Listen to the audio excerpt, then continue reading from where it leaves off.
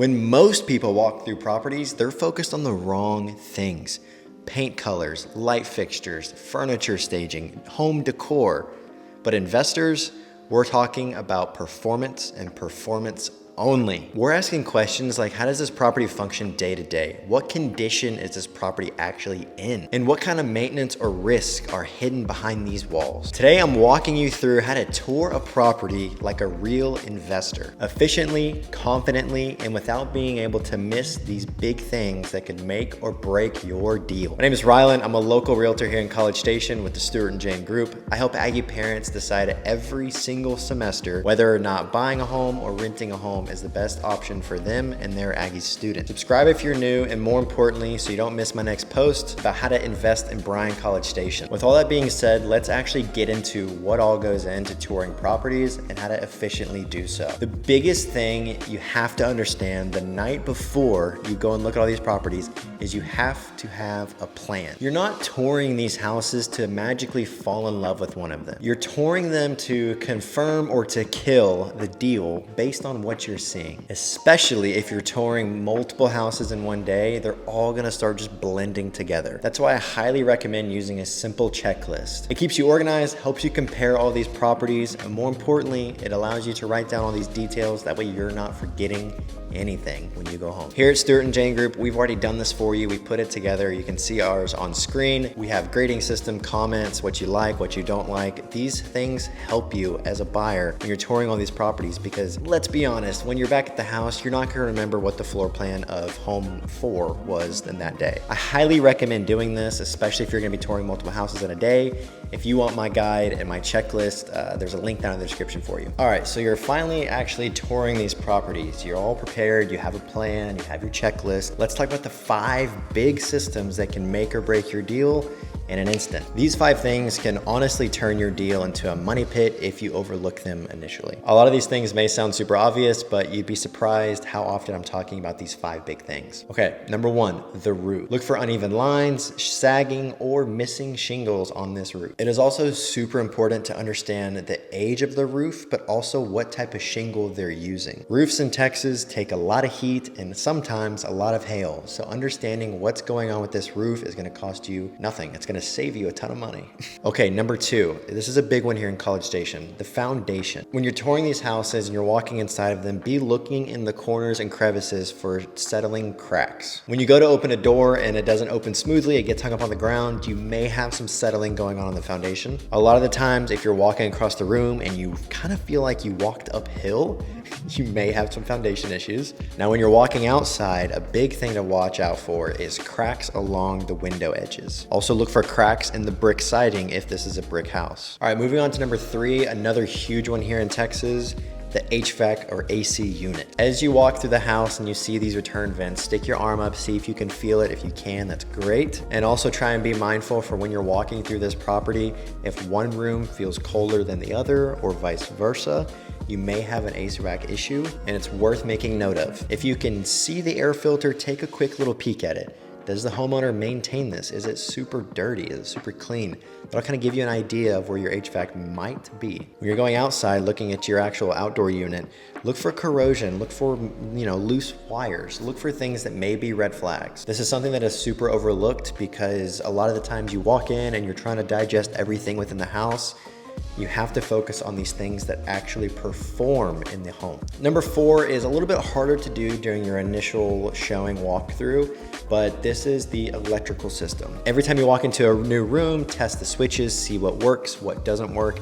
If you can see the panel, that's great. Try and check if there's any loose wiring or anything that would be a huge hazard. But again, this one's harder to just naturally check out your initial walkthrough. All right, last one, number 5, the plumbing. Water damage in homes is never casual. It's always this huge thing that happens. So if you can get ahead of this prior to going under contract, that's always gonna be great. Every time you walk into a new house, it's always good to run the water, especially in sinks or showers. If these things are draining slowly, it could be a red flag. This next piece of advice is something that a lot of my clients don't really see coming, but I always recommend to open up the cabinets underneath the sinks to see if there's any existing water damage. If it smells kind of musty or like mold, this can really stop a house dead in its tracks. Next, we're gonna start talking about water drainage. Water is always one of the most expensive things to replace, so whenever you're touring these properties, it's always helpful to walk the perimeter of the property, see if you have any low spots, any super muddy spots, dry spots.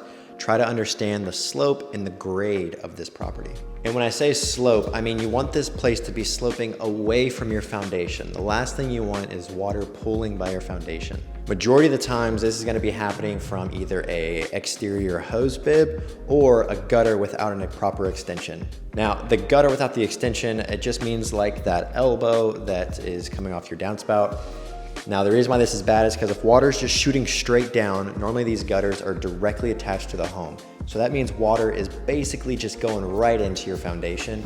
That's the last thing you want as an investor that may not even be living in town. And if you do have a faucet outside break, that would mean water just consistently flowing and pooling right there. Or if it's a leaky faucet, that's just a slow, consistent drip, adding moisture right next to your foundation. Again, these two things are really big red flags and you want to avoid them at all costs because water just is not forgiving. Now, as far as water damage inside the home, check in the corners of the showers, look for paint that's kind of splotchy. Things like this, you can really get ahead of the curve if you identify them sooner. Okay, moving on to something a bit easier to talk about. Let's talk about the function and the livability of this property.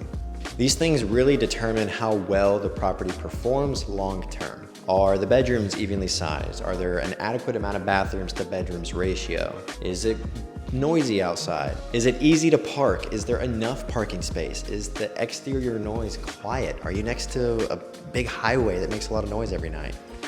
Identify these things. These small or big factors, however you're valuing them, never really show up in listing photos. You don't understand what the parking is gonna be like. You don't understand what the noise is gonna be like or what the bedroom sizes actually are. That's why understanding these things when you're touring these properties is super crucial. Let's talk about some small details that really matter when you're touring these properties for the very first time. When you open these cabinets to check the storage space, if there's any bubbling or swelling within there that looks like it may have been existing water damage of some sort, that can be a red flag and something you want to check out. If there's candles or air fresheners everywhere, that may mean that they're trying to hide some sort of weird smells that the property may have. When you're looking at the windows, if they're fogged, that may mean that some seals are cracked in there. Or they're just not very efficient windows. Of course, we've already mentioned it, but you want to check for sticky doors, uneven trim, you may have some settling issues. Now, if you can, peek up in the attic to check the insulation and the roof decking. If you can see any light coming through the roof decking, you may have a big problem. Now with the insulation, I'm not saying go in there and start measuring things. I'm just saying make sure that there's an adequate amount to what you would assume should be up there. Now, whenever I'm speaking about all these things, I'm not saying kill the deal if you don't think there's enough insulation in the attic. You can hire professionals to tell you the truth. I'm just saying this helps you weed out the 10 houses you're looking at and narrow it down to 2. I know I'm speaking about a lot of different things right now. I know they seem like tiny little details, but it's really what can end up costing you money at the end of the day. Now, what I'm not saying is that if there's a small crack in a crevice of the house to immediately kill the deal. College Station's known to have softer dirt and more settling within our homes. But what I am saying is to make notes of all of these things when you're touring these properties. That way, when you go home at the end of the day, you can start weighing out which is gonna be the right one for you. Okay, so you just got done touring 10 houses in one day. You have a ton of notes, you're exhausted, you're overwhelmed, you're tired of hearing me talk. Now what are you supposed to do? Don't do anything. Sleep, go to bed, relax, go have dinner, chill out for a second. The next morning, now is when you start looking over your notes and what you expected to see and what you actually saw. What you really want to be asking yourself is, did these properties meet your expectations or did you feel completely catfished? If these properties ended up needing more work than you initially budgeted for, adjust your offer and submit it. Or you can just move on. It's not a big deal. The whole goal with all of this is to make decisions based on logic, not emotion. True investors buy on data, not the home decor that you're seeing.